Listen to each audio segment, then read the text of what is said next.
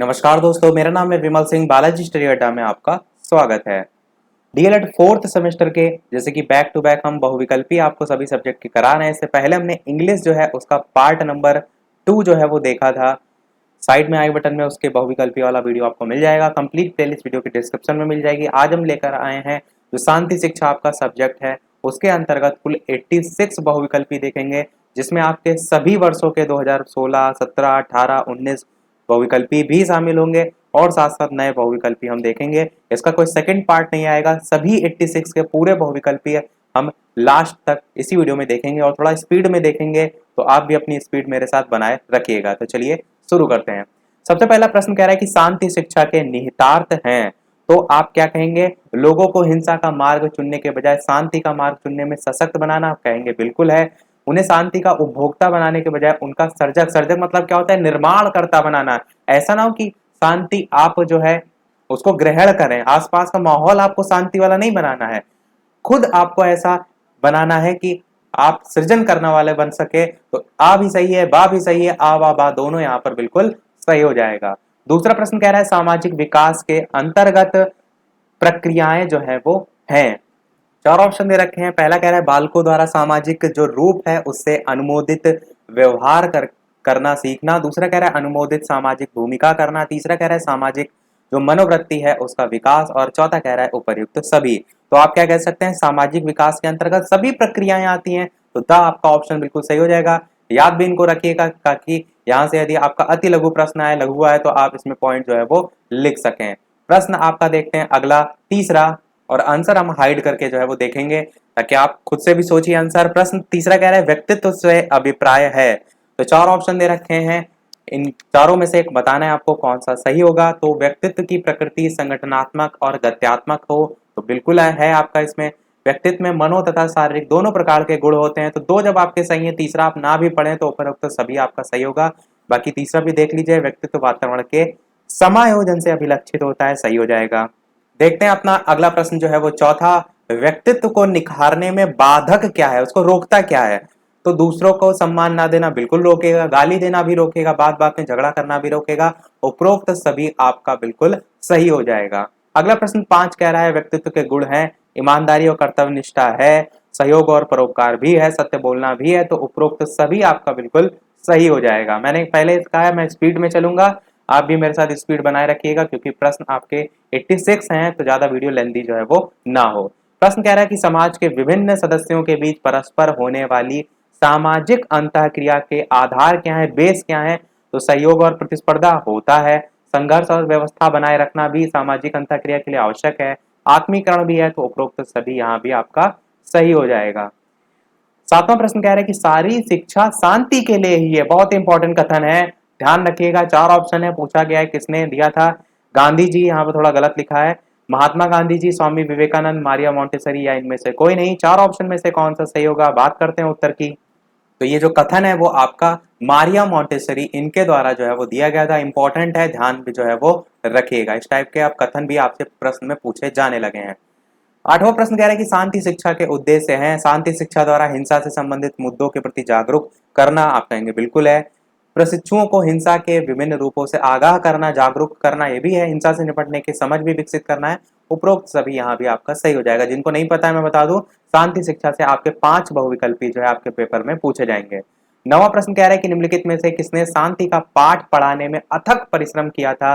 सिकंदर, अंगुलीमाल, मीर जाफर या मोहम्मद साहब। इस प्रकार के प्रश्न आपको याद करके रखने हैं क्योंकि यही आपके प्रश्न जो है आपको नंबर घटा भी सकते हैं और बढ़ा भी सकते हैं। बात करते हैं उत्तर की, तो मोहम्मद साहब आपका बिल्कुल सही हो जाएगा, जिन्होंने शांति का पाठ पढ़ाने में अथक परिश्रम किया था। 10वां प्रश्न कह रहा है कि शांति शिक्षा से संबंधित मूल्य कहाँ से नहीं प्राप्त होता है? युद्ध, संस्कृति, नैतिक शिक्षा या वैज्ञानिक शोध। तो कहाँ से नहीं प्राप्त होता है ये पूछा गया है। तो आप कहाँ से नहीं प्राप्त होता है? युद्ध से। कहाँ प्राप्त होता है? युद्ध से शांति आपकी भंग होती है, तो मूल्य ये आपका प्राप्त नहीं होता है। आपका अ ऑप्शन सही हो जाएगा। अगला प्रश्न 11 कह रहा है निम्नलिखित में से कौन शांति शिक्षा का उद्देश्य नहीं है, आपको बताना है। नहीं पूछा गया है। आंतरिक सहज प्रवृत्ति का विकास, हिंसा को अपनाना, बस यही आपका क्या है? गलत है कि शांति शिक्षा का यह उद्देश्य नहीं है कि आप हिंसा को अपना लें। अहिंसा आपका वर्ड सही होता है, पॉजिटिव होता है। हिंसा आपका क्या होता है? निगेटिव होता है। तो आपका बा वाला ऑप्शन सही हो जाएगा। 12 प्रश्न कह रहा है कि शांति की दृष्टि से निम्नांकित में से कौन सा गुण आवश्यक है। शांति की दृष्टि से पूछा गया है। अहमग्रस्तता, स्वार्थपरता, भाईचारा या पर निंदा, बताना है कौन सा सही होगा। बात करते हैं उत्तर की, तो भाईचारा आपका बिल्कुल सही हो जाएगा। इनको नहीं पता है, मैं एक चीज ये भी बता दूं कि राजन के सभी बहुविकल्पीय, पवन के सभी बहुविकल्पीय हम ऑलरेडी करा चुके हैं। कंप्लीट प्लेलिस्ट जो आपकी एमसीक्यू वाली है, महत्वपूर्ण बहुविकल्पीय वाली है, उसमें सभी वीडियो आपको मिल जाएंगे। ये जो हम प्रश्न देख रहे हैं, ये हम सीरीज से देख रहे हैं, ये आपके पवन और राजन के जो है वो नहीं है, इसलिए इसमें आपको 2019 तक के लेटेस्ट प्रश्न तक जो है वो दिए हुए हैं। तो आपका भाईचारा बिल्कुल सही हो जाएगा, जो कि गुण के अंतर्गत आता है शांति की दृष्टि से यदि बात करें तो। अगला प्रश्न 13 कह रहा है कि शांति शिक्षा जो है उसकी आवश्यकता का प्रतिपादन निम्नांकित में से किस कथन से नहीं होता है।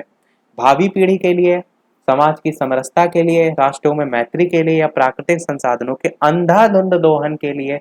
बस यही आपका गलत है, यही आपका सही हो जाएगा। जो आप क्या कह सकते हैं कि शांति शिक्षा जो है उसकी आवश्यकता का प्रतिपादन इस कथन से नहीं होता है। यही तो पूछा गया था कि नहीं होता है। अगला प्रश्न देखते हैं। 14 प्रश्न कह रहा है कि निम्नांकित में कौन सा ज्ञान शांति शिक्षा में आवश्यक नहीं है। न्याय आधारित विकास, विभिन्न देशों में व्यापार, शांतिपूर्ण विकास या शांति का प्रत्यय। तो आप कहेंगे जो विभिन्न देशों में व्यापार होता है ये शांति शिक्षा में किसी भी प्रकार से आवश्यक नहीं है, तो आपका यही ऑप्शन सही हो जाएगा। बाकी न्याय आधारित विकास भी जरूरी है, शांतिपूर्ण विकास तो सबसे ज्यादा जरूरी है, और शांति का प्रत्यय तो आ ही जाता है। 15 प्रश्न कह रहा है कि निम्नलिखित में से किस शांति के कौशल के रूप में स्वीकार नहीं किया जा सकता। किसे आप नहीं स्वीकार कर सकते। 4 ऑप्शन है, जल्दी से सोचिए, जल्दी से बताइए। तो बिल्कुल आपका ऑप्शन सा कृषि कार्य बिल्कुल सही हो जाएगा, जो कि शांति के कौशल के अंतर्गत नहीं आता है। तदानुभूति आता है, समूह कार्य तो बिल्कुल आता है, समस्या समाधान भी आता है, और कृषि कार्य से आपका शांति के कौशल में कोई लेना देना नहीं है, यही आपका सही हो जाएगा। 16 प्रश्न कह रहा है कि निम्नांकित में से कौन शांति अभिवृत्ति नहीं है। शांति अभिवृत्ति नहीं आपको छांटना है। अहिंसा और करुणा, न्याय, मस्तिष्क का खुलापन, या हिंसा और विवाद। तो हिंसा और विवाद कहां से शांति अभिवृत्ति के अंतर्गत आ जाएगा, मैंने आपको पहले ही बताया निगेटिव है, तो यही आपका ऑप्शन सही हो जाएगा। 17 प्रश्न कह रहा है निम्नांकित में से कौन शांति मूल्य है। 4 ऑप्शन है, ब्रह्म, शांति की खोज, राष्ट्रीय विकास पर बल, विवादों का हिंसात्मक समाधान, या सकारात्मक सोच। 4 ऑप्शन में कौन शांति का मूल है। तो पॉजिटिव थिंकिंग यानी सकारात्मक सोच सबसे ज्यादा जरूरी होती है, यही आपका बिल्कुल सही हो जाएगा। चलिए देखते हैं अपना अगला प्रश्न जो है वो 18, किसके द्वारा प्रस्तुत व्यक्तित्व की परिभाषा आज भी सर्वमान्य है। तो ये याद होना चाहिए आपको, वुडवर्थ, सोएन, ऑलपोर्ट या कैटल। तो 4 ऑप्शन में से बात करें उत्तर की, तो ऑलपोर्ट आपका बिल्कुल सही हो जाएगा। इनके द्वारा व्यक्तित्व की परिभाषा आज भी सर्वमान्य जो है वो है। और जो आपके ऑलपोर्ट है, इनकी एक डेफिनेशन बहुत ज्यादा फेमस है, वो जिनको नहीं पता है याद सुन लीजिए कि व्यक्तित्व व्यक्ति की उन मनोशारीरिक पद्धतियों का वह आंतरिक गत्यात्मक संगठन है जो कि पर्यावरण में उसके अनन्य समायोजन जो है उसको निर्धारित करने का कार्य करता है। यह ऑलपोर्ट की डेफिनेशन है। डेफिनेशन भी आपसे बहुविकल्पी में पूछी जाती है, तो ध्यान रखिएगा। 19 प्रश्न देखते हैं। निम्नांकित कथन में से कौन सा जो है वो कथन असत्य है, गलत है, बताना है आपको। ऑप्शन एबीसीडी में से 4 दे रखे हैं, बताना है आपको कौन सा सही होगा।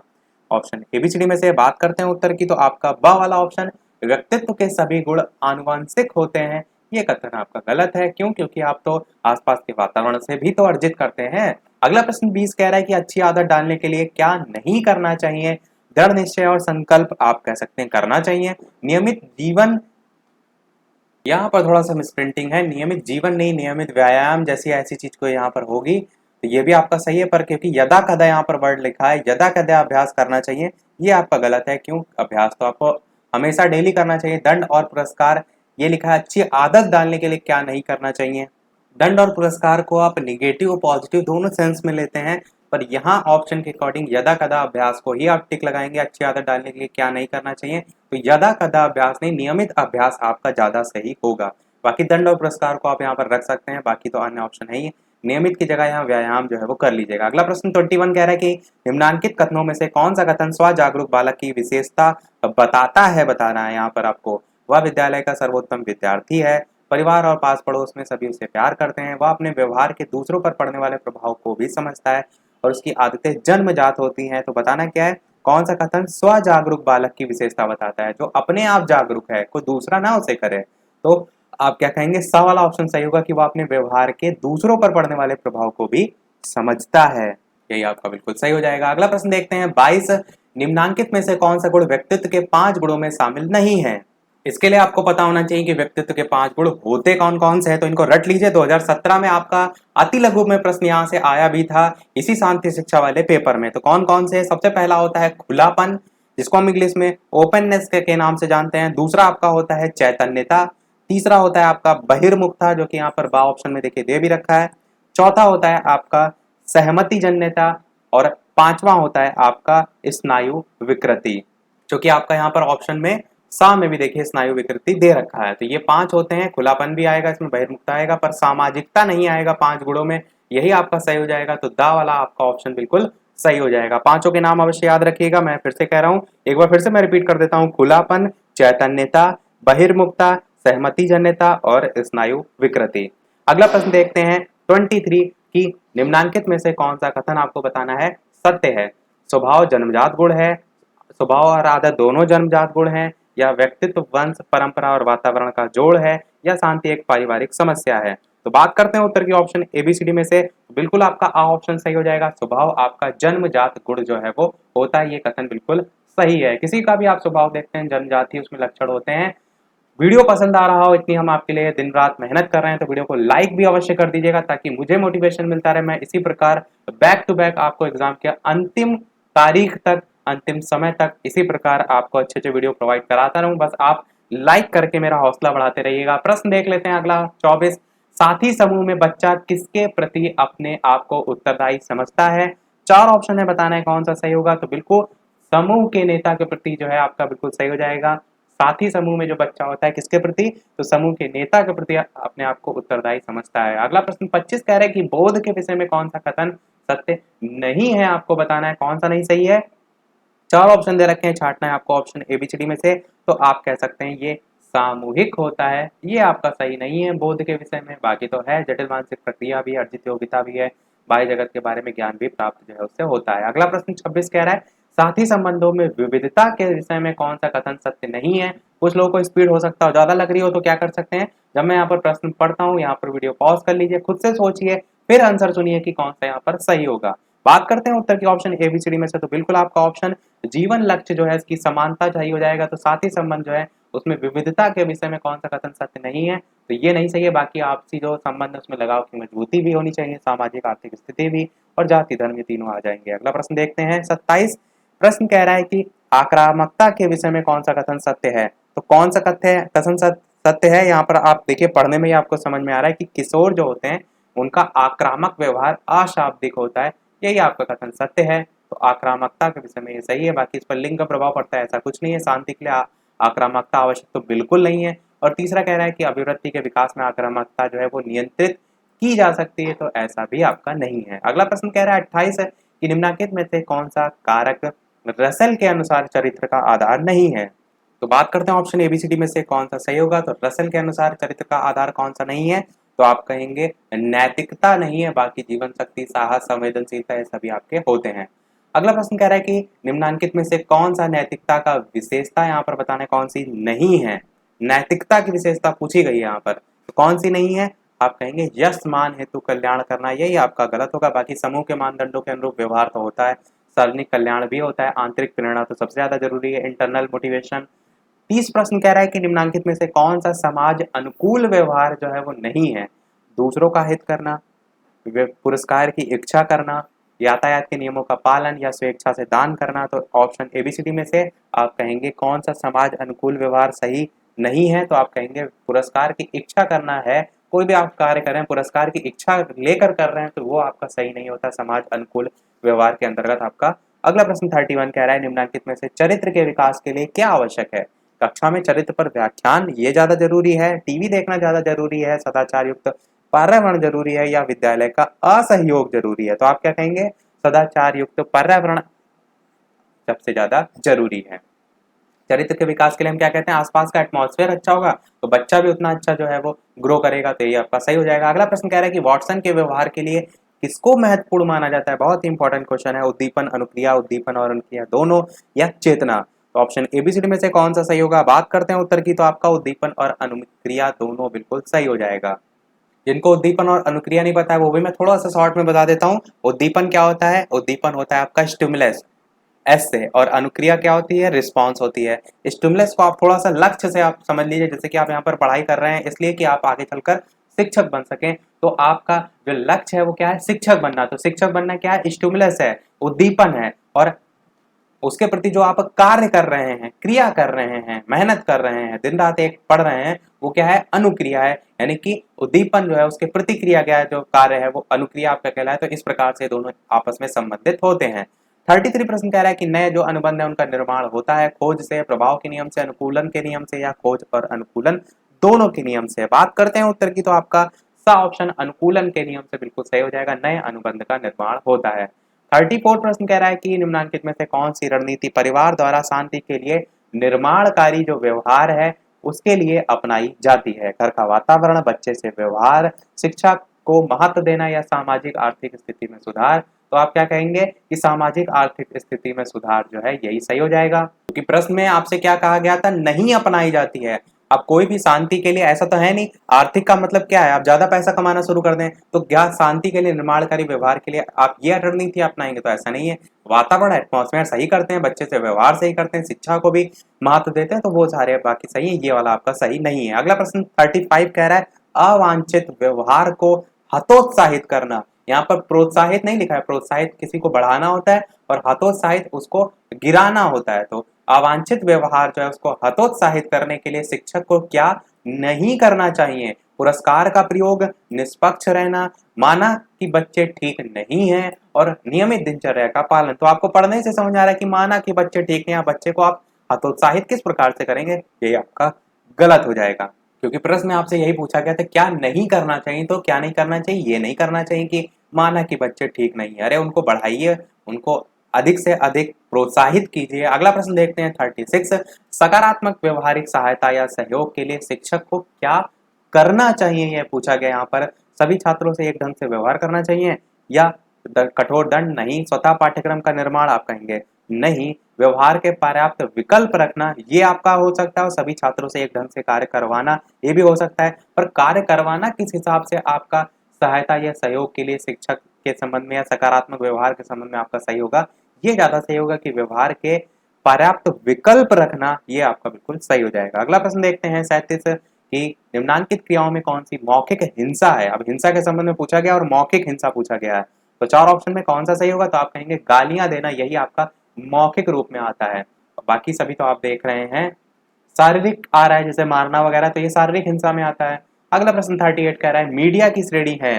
श्रेणियां आपको बताना है मीडिया की कौन सी होती हैं, तो आपकी लोक संचार माध्यम भी होती है, याद रखने वाला पॉइंट है।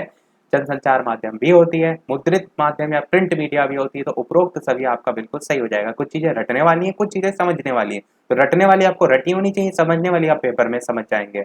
39 प्रश्न कह रहा है गांधी जी ने भारतीय दर्शन को विकसित किया। इंपॉर्टेंट क्वेश्चन है।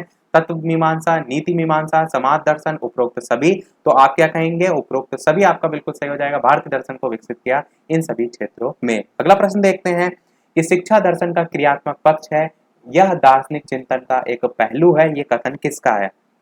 कथन यहाँ पर दो ही तीन आएंगे, पर उनको रट लीजिएगा, क्योंकि बहुत बार ऐसा मैंने देखा है कि राजन पवन के सेम वही कथन उठा के आपको पेपर में दे दिए जाते हैं, डायरेक्ट वही पूछ लिए जाते हैं। तो आप 20 तरीके के कथन याद करते हैं, उससे अच्छा जितने आपके मैं यहाँ करा रहा हूँ, राजन पवन में करा चुका हूँ, उनको याद कर लीजिए। आपको देखने आप एक ना एक दो ऐसे ही वहां से पूछ लिए जाते हैं। तो बात करते हैं उत्तर की, तो आपका ऑप्शन सा जॉन एडम्स जो है वो बिल्कुल सही हो जाएगा, इनका जो है ये कथन है।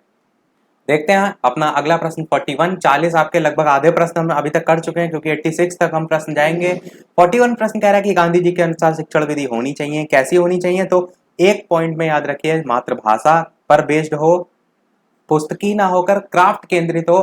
क्राफ्ट का कहने का मतलब कि ऐसा ना हो बच्चा पढ़ तो ले जाए और आखिरी में सारी पढ़ाई उसके पास डिग्री धरी और उसके पास कोई जॉब ना हो, रोजगार ना हो।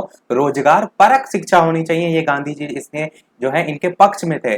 शिक्षा ऐसी हो जो बच्चों के आत्मनिर्भर बना सके, देखिए वही पॉइंट लिखा है जो मैंने बताया कि रोजगार परक होनी चाहिए। तो तीनों ही आपके सही होंगे, उपरोक्त सभी आपका बिल्कुल सही हो जाएगा। यही प्रश्न आपसे अति लघु है, लघु में भी पूछा जा सकता है कि गांधी जी जो है उनके अनुसार शिक्षण विधि कैसी होनी चाहिए बताइए, तो आप इन्हीं पॉइंटों को लेकर लिख सकते हैं। अगला 42 प्रश्न कह रहा है कि कौन सी हिंसा का मोर्चा है। चार ऑप्शन है, बताना है कौन सा सही होगा। तो भ्रष्टाचार आपका हिंसा का मोर्चा है, बाकी तो आपके मनोवैज्ञानिक हिंसा, क्लासेस या धमकी देना, ये तो स्वयं में अपनी हिंसा है, पर यहाँ पर मोर्चा के संबंध में पूछा गया है।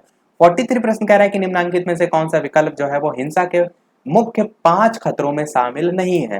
सामाजिक, धार्मिक, भौगोलिक या आर्थिक। बात करते हैं उत्तर की ऑप्शन एबीसीडी में से, तो भौगोलिक आपका बिल्कुल सही हो जाएगा। कौन सा हिंसा के 5 प्रमुख खतरों में शामिल नहीं है? तो भौगोलिक खतरा शामिल नहीं है। 44 प्रश्न कह रहा है कि निम्नलिखित में से कौन सा विकल्प विवादों के शांतिपूर्ण हल की प्रक्रिया में शामिल नहीं है? ये चीज जरूर ध्यान दीजिएगा, प्रश्न में नहीं लिखा है। बहुत बार आप नहीं पर ध्यान नहीं देते हैं, प्रश्न गलत कर देते हैं। जहां नहीं लिखा हो उसको टिक कर लिया करिए, गोला बना लिया करिए। तो 4 ऑप्शन में से कौन सा सही होगा? बात करते हैं उत्तर की, तो बिल्कुल आपका न्याय की स्थापना सही हो जाएगा। कि कौन सा विकल्प विवादों के शांतिपूर्ण हल की प्रक्रिया में शामिल नहीं है? तो आपका न्याय की स्थापना सही हो जाएगा। अब ये भी समझ लीजिए न्याय की स्थापना क्यों नहीं है, क्योंकि यहाँ पर तो पूछा गया शांतिपूर्ण हल की प्रक्रिया में शामिल नहीं है। तो शांतिपूर्ण जो हल होता है वो न्याय की स्थापना से तो नहीं आएगा, न्याय से आएगा। न्याय की स्थापना से शांतिपूर्ण हल का क्या लेना देना है? तो छोटी छोटी चीजों को ध्यान दीजिए। अगला प्रश्न कह रहा है सांसारिक दुखों से मुक्ति का अष्टांगिक मार्ग बताया है?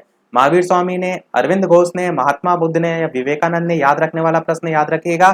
4 ऑप्शन में से बात करते हैं उत्तर की, तो महात्मा गांधी जी बिल्कुल, महात्मा गांधी जी नहीं, सॉरी, महात्मा बुद्ध जो है उन्होंने बताया था सांसारिक दुखों से मुक्ति का अष्टांगिक मार्ग। और अष्टांगिक मार्ग आपका लघु में भी बहुत पूछा जाता है, तो आपका ऑप्शन सही हो जाएगा। इसको एकदम रट के रखिएगा। अगला प्रश्न 46 कह रहा है कि अहिंसा, सत्य, अस्तेय, अपरिग्रह और ब्रह्मचर्य की जो शिक्षा है वो किसमें दी गई है? वैदिक दर्शन में, बौद्ध धर्म में, जैन दर्शन में, योग दर्शन में? 4 ऑप्शन है, बात करते हैं उत्तर की, तो आपका जैन दर्शन बिल्कुल जो है वो सही हो जाएगा। अगला प्रश्न देखते हैं 47, सत्य, अहिंसा और सत्याग्रह के महत्व को किसने बताया है? अरविंद घोष ने, टैगोर ने, महात्मा गांधी जी ने या विवेकानंद ने? 4 ऑप्शन है, बताना है कौन सा सही होगा। तो महात्मा गांधी जी ने सत्य, अहिंसा, परिग्रह आपने काफी बार सुना होगा, इसी के महत्व को बताया है।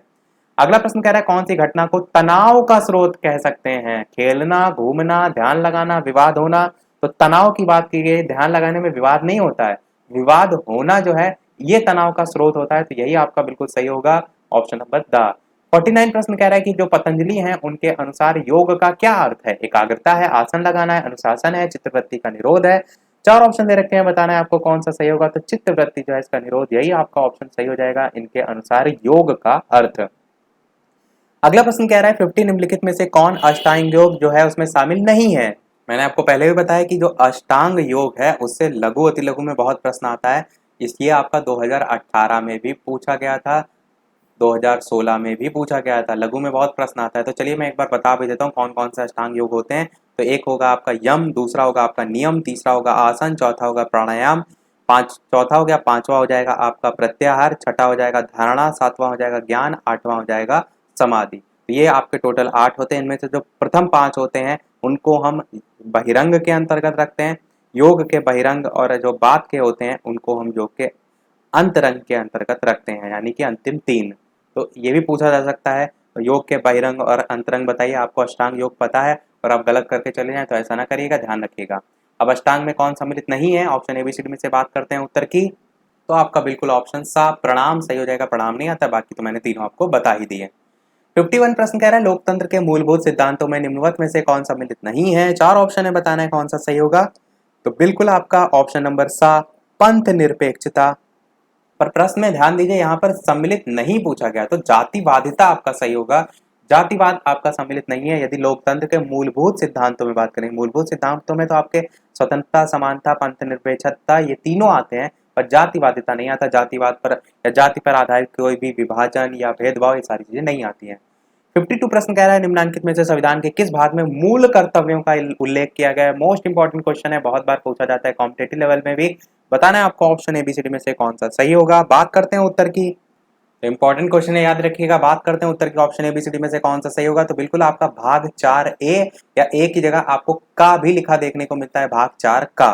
तो दोनों ही ध्यान रखिएगा, भाग 4A या भाग 4 का, जो भी ऑप्शन में उसको जो है वो टिक कर लीजिएगा। तो इसमें संविधान में जो है, इसमें मूल कर्तव्य जो है उनका उल्लेख जो है वो किया गया है। और मूल कर्तव्य पहले से संविधान में नहीं थे, इन्हें संविधान के 42वें संविधान संशोधन से जोड़ा गया है। और ये जो संशोधन है ये 1976 से जो है इससे संबंधित है। और यहाँ पर तो बात की गई आपका भाग की, संविधान के किस भाग में। पर अगर आपसे ये पूछा जाए कि ये जो आपका है किस अनुच्छेद से संबंधित है मूल कर्तव्य, तो 51A या 51 का आप कह सकते हैं, इसके अनुच्छेद से जो है वो संबंधित है। अगला प्रश्न 53 कह रहा है कि संयुक्त राष्ट्र संघ यानी कि यूएनओ का गठन कब हुआ था। चार ऑप्शन दे रखे हैं, बताना है आपको ऑप्शन एबीसीडी में से कौन सा सही होगा। बात करते हैं उत्तर की, तो आप सभी जानते हैं 24 अक्टूबर 1945 को गठन हुआ था संयुक्त राष्ट्र संघ का। अगला प्रश्न कह रहा है 54 गांधी जी के अनुसार बच्चों के चतुर्मुखी विकास के लिए शिक्षक में गुण होने चाहिए। विषय पर पूरी पकड़ होनी चाहिए, नवीन और रुचिकर शिक्षण विधि होनी चाहिए। जब दो यहाँ पर पॉइंट सही है तो चरित्रवान तो आपका ऑलरेडी आ जाएगा, उपरोक्त सभी आपका बिल्कुल सही हो जाएगा। कभी कभार आपको जैसे प्रश्न नहीं आता है तो ऑप्शन को भी पढ़ लिया करिए कि पॉजिटिव सेंस दे रहे हैं, निगेटिव सेंस दे रहे हैं, कि आपको पता है कि हाँ उन्होंने चरित्रवान या चरित्र पर बेस्ड जो है वो बात कही थी। तो विषय पर पूरी पकड़ो, क्या ये गलत है, क्या ये गांधी जी स्वीकार नहीं करेंगे, तो बिल्कुल करेंगे। तो यदि आपको ना पता हो तो कभी कभी ऑप्शन को भी पढ़ के आप आंसर निकाल सकते हैं। अगला प्रश्न कह रहा है कि स्वामी विवेकानंद द्वारा स्थापित रामकृष्ण मिशन के प्रमुख कार्य क्या थे। गरीबों की यथासंभव सहायता करना, बिल्कुल कार्य था। स्वामी रामकृष्ण जो है उनकी शिक्षाओं और वेदांत जो है उनका प्रभावशाली ढंग से प्रचार प्रसार करना, बिल्कुल था। अब जैसे आपको इन दोनों में से कोई भी एक पॉइंट पता है, तीसरा पढ़ के देखिए, लिखा है जन कल्याण के लिए शिक्षा। तो क्या स्वामी विवेकानंद ये नहीं चाहेंगे जन कल्याण के लिए शिक्षा हो? बिल्कुल चाहेंगे। तो आपका उपरोक्त सभी ही बिल्कुल सही होगा। देखते हैं अपना अगला प्रश्न 56, अंतरराष्ट्रीय शांति वर्ष घोषित हुआ।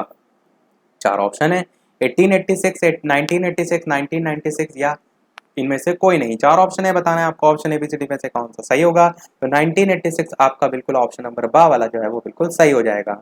अगला प्रश्न देखते हैं 57, स्वामी विवेकानंद का जन्म हुआ था 1663, 1660, 1863 या 1963। बताना है आपको ऑप्शन एबीसीडी में से कौन सा सही होगा। तो बात करते हैं उत्तर की, ऑप्शन एबीसीडी में से कौन सा सही होगा। तो बिल्कुल यहाँ पर स्वामी विवेकानंद का जो जन्म है वो हुआ था आपका 1863 में। सा वाला ऑप्शन सही होगा। तारीख भी आप याद रख सकते हैं, तो 12 जनवरी 1863 में जो है वो हुआ था। और कहाँ हुआ था जन्म स्थान, तो कोलकाता में जो है वो हुआ था। पूरा नाम इनका था नरेंद्र नाथ दत्त। ये भी पूछा जा सकता है, ध्यान रखिएगा पूरा नाम नरेंद्र नाथ दत्त। 58 प्रश्न कह रहा है कि निम्नांकित में कब मानव अधिकारों की घोषणा जो है वो की गई। ये आपका प्रश्न इंपॉर्टेंट है, आपसे प्रश्न पूछा भी जा चुका है प्रीवियस ईयर में। 9 दिसंबर 1948, 11 दिसंबर 1948, 10 दिसंबर 1946 या 10 दिसंबर 1948। ऑप्शन एबीसीडी में से कौन सा सही होगा। बात करते हैं उत्तर की, तो बात करते हैं ऑप्शन एबीसीडी में से कौन सा सही होगा। तो आपका 10 दिसंबर 1948 जो है वो बिल्कुल सही हो जाएगा। मानव अधिकार की घोषणा की गई थी और अंगीकृत भी इसी समय किया गया था। 59 प्रश्न कह रहा है कि निम्नलिखित में से कौन धार्मिक सहिष्णुता में बाधक जो है वो नहीं है। कौन बाधक नहीं है आपको बताना है। तो आपका परिवार का वातावरण होता है, व्यक्तिगत स्वार्थ तो होता ही है, राजनीतिक हस्तक्षेप भी, नैतिक आचरण आपका बाधक नहीं है। यही आपका ऑप्शन बिल्कुल सही हो जाएगा। अगला प्रश्न कह रहा है कि धार्मिक सहिष्णुता के विकास के लिए शिक्षक को क्या करना चाहिए। चार ऑप्शन दे रखे हैं, बताना है आपको ऑप्शन एबीसीडी में से कौन सा सही होगा। बात करते हैं उत्तर की, तो आपका स्वतः धार्मिक सहिष्णुता में विश्वास करना, ये सही हो जाएगा धार्मिक सहिष्णुता के विकास के लिए शिक्षक के संबंध में। अगला प्रश्न 61 कह रहा है कि निम्नलिखित में से कौन राष्ट्रीय एकता में बाधक नहीं है। आपको बताना है कौन बाधक नहीं है। जातिवाद, असमान आर्थिक विकास, पंथ निरपेक्षता या व्यक्ति की राजनीतिक महत्वाकांक्षा। ऑप्शन एबीसीडी में से कौन सा सही होगा। बात करते हैं उत्तर की, तो सा वाला आपका पंथ निरपेक्षता बिल्कुल सही हो जाएगा, जो कि राष्ट्रीय एकता में बाधक नहीं है। मैंने ऊपर बताया भी था पंथ निरपेक्षता के संबंध में कि स्वतंत्रता हो गया, समानता हो गया, पंथ निरपेक्षता हो गया, ये लोकतंत्र के मूलभूत सिद्धांत है, उसमें सम्मिलित होते हैं। 62 प्रश्न कह रहा है कि निम्नलिखित में से वैश्वीकरण जो है उसका तात्पर्य क्या है। वैश्वीकरण से संबंधित यहाँ पर पूछा गया है। चार ऑप्शन दे रखे हैं, बताना है कौन सा सही होगा। तो विभिन्न देश जो है उनके लोगों का आपसी जो सामंजस्य होता है, यही वैश्वीकरण जो है वो होता है। और देख रहे हैं काफी इसको लेकर जो है मीटिंग वगैरह भी लगातार हो रही है दो देशों के बीच में। अगला प्रश्न देखते हैं 63, निम्नलिखित में से कौन सा तत्व वैश्वीकरण के विकास में सर्वाधिक बाधक है। आपको बताना है बाधक क्या है, बताइए, आप खुद से सोचिए। भौतिक व्यवधान, राजनीतिक व्यवधान, मनोवैज्ञानिक या आर्थिक। तो आप कहेंगे मनोवैज्ञानिक व्यवधान सबसे ज्यादा बाधक होता है वैश्वीकरण के विकास में। अगला प्रश्न 64 कह रहा है निम्नलिखित में से सतत विकास का कौन सा आयाम नहीं है। तो असीमित संसाधन ये सतत विकास का आयाम नहीं है। सांस्कृतिक तो होता है, पर्यावरणीय और सामाजिक भी होता है, पर असीमित संसाधन आपका नहीं होगा। 65 कह रहे हैं सतत विकास क्यों आवश्यक है। शुद्ध और पर्यावरण स्वच्छ पर्यावरण के लिए, आर्थिक स्थिरता का अभाव, संसाधनों का कम उपयोग या असंतुलित विकास। चार ऑप्शन में से बात करते हैं उत्तर की, तो आप सभी जानते हैं कि शुद्ध और स्वच्छ पर्यावरण जो है उसके लिए सतत विकास जो है वो आवश्यक है। अगला प्रश्न 66 कह रहा है कि संयुक्त राष्ट्र की मानवाधिकार जो है उनकी सार्वभौम घोषणा जो है वो कब हुई। 1948, 1949, 1950 या 1951। चार ऑप्शन में से मैंने अभी आपको बताया था कि 10 दिसंबर 1948 को हुई थी, तो आपका 1948 बिल्कुल सही हो जाएगा। मानवाधिकार से संबंधित आपके लघु में भी प्रश्न आते हैं, तो इसमें आपको पॉइंट याद होने चाहिए। शांति शिक्षा जो है उसके लिए आवश्यक है अलग से कक्षा की व्यवस्था, समस्त विषयों की कक्षा में दी जा सकती है। हिंदी विषय की कक्षा उपयुक्त होगी या संस्कृत विषय की कक्षा उपयुक्त होगी। शांति शिक्षा कहाँ दी जा सकती है, किसके लिए जो है वो कह सकते हैं मुख्य रूप से आवश्यक है, तो आप कहेंगे समस्त विषयों की कक्षा में दी जा सकती है। यही आपका बिल्कुल सही हो जाएगा। एक चीज मैं यहाँ पर और क्लियर कर दूं कि डीएलएड फोर्थ सेमेस्टर का कंप्लीट कोर्स सभी सब्जेक्ट का हम ऑलरेडी करा चुके हैं। ये नई आपके जो है सीरीज हम फिर से स्टार्ट कर रहे हैं। तो वन लाइनर आपको देखना है, एमसीक्यू देखना है किसी भी सब्जेक्ट के, या आपको फास्ट डिवीजन देखना है किसी भी सब्जेक्ट का, या आप प्रीवियस ईयर पेपर देखना चाहते हैं, सभी आपको वीडियो के डिस्क्रिप्शन में लिंक मिल जाएगी, प्लेलिस्ट में भी मिल जाएगी। टेलीग्राम पर भी मैंने एक वीडियो जो है यानी कि एक मैसेज में सभी प्लेलिस्ट की लिंक जो है वो टाइप करके भेज दी थी। फिर भी यदि ना मिले तो कमेंट कीजिएगा, मैं सभी लिंक आपको प्रोवाइड करा दूंगा। प्रश्न आपका देखते हैं अगला 68, बच्चों को सुयोग्य नागरिक बनाया जा सकता है, किस प्रकार से बनाया जा सकता है आप बताइए।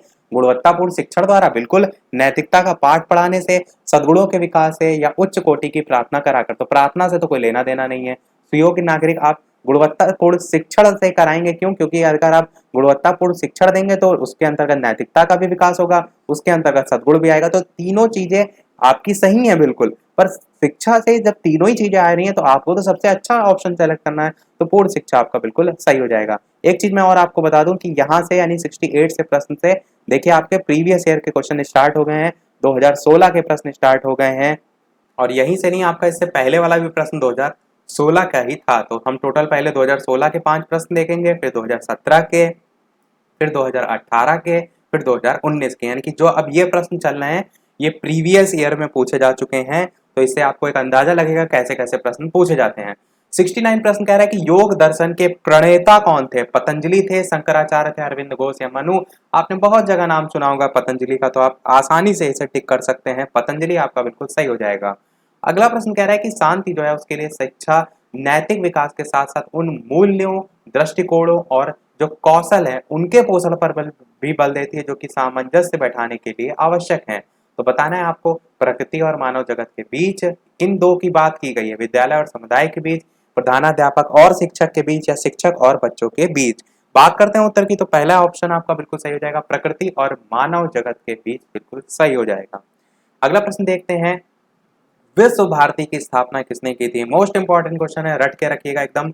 महात्मा गांधी जी, विवेकानंद जी, रविन्द्रनाथ टैगोर जी, या दयानंद सरस्वती? बात करते हैं उत्तर की ऑप्शन एबीसीडी में से, तो आपका रविन्द्रनाथ टैगोर बिल्कुल सही हो जाएगा। यहाँ से और क्या प्रश्न आ सकता है?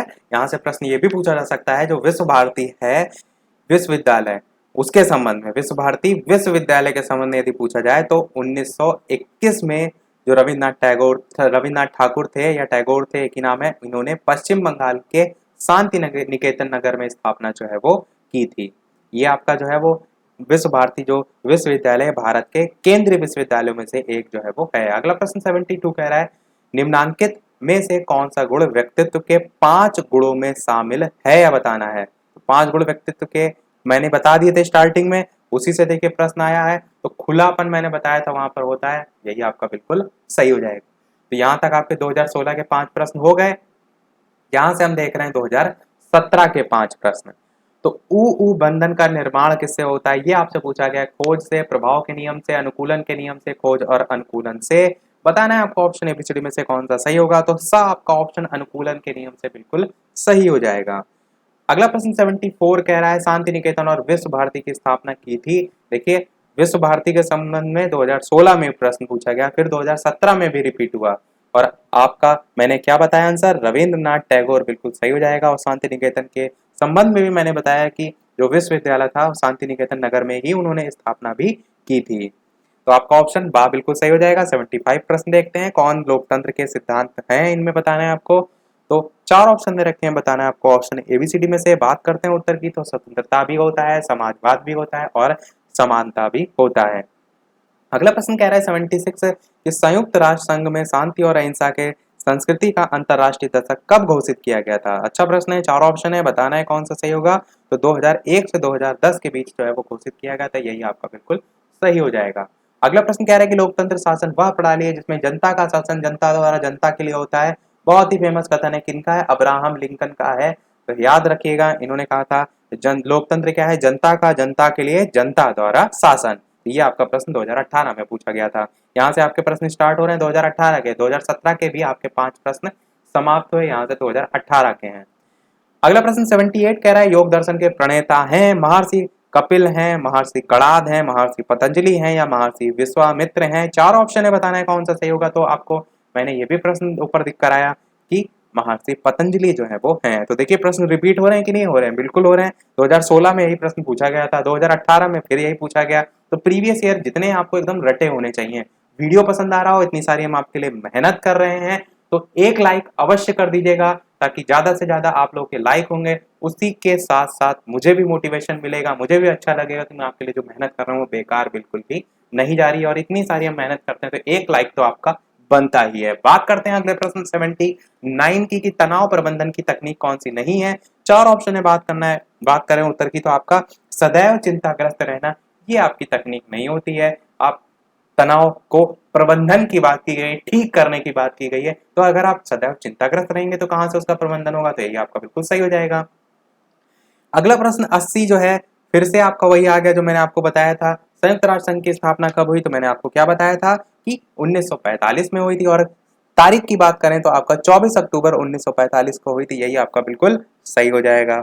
यहां तक हमारे प्रश्न समाप्त हुए। नहीं, एक और ये वाला 2018 का है। अष्टांगिक योग में सम्मिलित नहीं है प्राणायाम, आसन, विधि, विधान या ध्यान। बताना है आपको ऑप्शन एबीसीडी में से कौन सा सही होगा। तो विधि विधान आपका नहीं है, प्राणायाम भी आता है, आसन भी आता है, ध्यान भी आता है। अष्टांगिक योग से बहुत प्रश्न आते हैं, इसको तो आपको एकदम रटा होना चाहिए, ध्यान रखिएगा। मैं आपको फिर से बार बार कह रहा हूँ, यहाँ से प्रश्न आपका बहुत बार पूछा जाता है और हर बार पूछा जाता है, तो इसको एकदम रट लीजिएगा। अगला प्रश्न देखते हैं 82। यहाँ से आपके प्रश्न स्टार्ट हो रहे हैं 2019 के, सबसे लेटेस्ट के 2018 के हमारे 5 प्रश्न खत्म हो गए। तो 2019 का आपका 82 प्रश्न कह रहा है कि निम्नलिखित में से कौन शांति अभिवृत्ति नहीं है। अहिंसा और करुणा, न्याय, मस्तिष्क का खुलापन या हिंसा और विवाद। तो हिंसा और विवाद भला शांति अभिवृत्ति में कैसे आ सकता है, यही आपका बिल्कुल सही हो जाएगा। अहिंसा और करुणा आपका होता है, न्याय भी होता है, मस्तिष्क का खुलापन भी होता है। 83 प्रश्न कह रहा है कि योग दर्शन के प्रणेता कौन है। कपिल, पतंजलि, शंकराचार्य, अरविंद घोष। बताना है आपको ऑप्शन एबीसीडी में से कौन सा सही होगा। तो पतंजलि आपका बिल्कुल सही हो जाएगा। आप सभी जानते हैं योग दर्शन के प्रणेता कौन है, पतंजलि हैं। 84 प्रश्न कह रहा है कि शांति जो कौशल है उनका आधार बेस क्या है। तनाव और दबाव है, सृजनात्मकता है, संवेगात्मक अस्थिरता है, संकीर्ण विचार है। 4 ऑप्शन में से बात करते हैं उत्तर की। तो जो शांति कौशल है उसका मेन आधार होता है तनाव और दबाव। देखते हैं अपना अगला प्रश्न जो है वो 85 कि किसी को हानि पहुंचाने के उद्देश्य से जो किया गया व्यवहार है वो क्या कहा जाता है। आक्रामकता कहलाता है, अमित्रवत व्यवहार कहलाता है, विघटित व्यवहार कहलाता है या भ्रष्टाचार कहलाता है। तो आप क्या कहेंगे कि हानि पहुंचाने के उद्देश्य से किया गया जो व्यवहार होता है वो आक्रामकता कहलाता है, यही आपका बिल्कुल सही हो जाएगा। देखते हैं अपना अगला और इस वीडियो का लास्ट प्रश्न, इसके बाद एक प्रश्न हम आपसे भी पूछेंगे। चलिए प्रश्न पहले पूछ लेते हैं, फिर हम लास्ट वाला प्रश्न देखेंगे। प्रश्न आपका है शांति निकेतन के संबंध में। शांति निकेतन की स्थापना जो है वो कब और किसने, ये 2 चीजें आपको वीडियो के मेन कमेंट में टाइप करके बताना है कि शांति निकेतन की स्थापना कब और किसने की थी। ये है आपका इस वीडियो का प्रश्न। तो ये सभी को उत्तर आपको वीडियो के मेन कमेंट में बताना है। चलिए बात कर लेते हैं प्रश्न लास्ट आपका 86 की भावात्मक एकता समिति यानी कि 1961 के अध्यक्ष कौन थे। डॉक्टर जाकिर हुसैन, इंदिरा गांधी, डॉक्टर, यहाँ पर संपूर्णानंद की जगह पूर्णानंद लिख दिया है और चौथे ऑप्शन में संपूर्णानंद पूरा नाम लिखा है, यानी कि दोनों अलग अलग ऑप्शन है। तो डॉक्टर पूर्णानंद स्वामी या डॉक्टर संपूर्णानंद। तो 4 ऑप्शन में से बताना है आपको ऑप्शन एबीसीडी में से कौन सा सही होगा। बात कर लेते हैं उत्तर की। तो इंपॉर्टेंट क्वेश्चन है, याद रखिएगा, डॉक्टर संपूर्णानंद बिल्कुल सही हो जाएगा। इसी के साथ हमारे सभी बहुविकल्पीय इस सब्जेक्ट के समाप्त होते हैं। उम्मीद मैं करता हूं आप लोगों ने वीडियो को लाइक कर दिया होगा, शेयर कर दिया होगा और इसी प्रकार चैनल से जुड़े रहने के लिए चैनल को सब्सक्राइब भी कर लिया होगा यदि अभी तक आपने नहीं किया होगा। तो कल मिलते हैं फिर एक नए सब्जेक्ट के साथ। इसी के अलावा जो आपके बाकी बचे सब्जेक्ट हैं, हम साइंस देख चुके हैं, सोशल साइंस देख चुके हैं, इंग्लिश देख चुके हैं और ये हमारा चौथा सब्जेक्ट है शांति शिक्षा। अब बाकी जो बचे सब्जेक्ट उनके भी हम इसी प्रकार बहुविकल्पीय जो है वो देख लेंगे। तो आज के में इतना ही। वीडियो पसंद आया हो लाइक अवश्य कीजिएगा, नए हैं चैनल पर तो सब्सक्राइब जरूर कीजिएगा। चलिए मिलते हैं अगले वीडियो में नए टॉपिक के साथ। तब तक नमस्कार, थैंक यू फॉर वॉचिंग।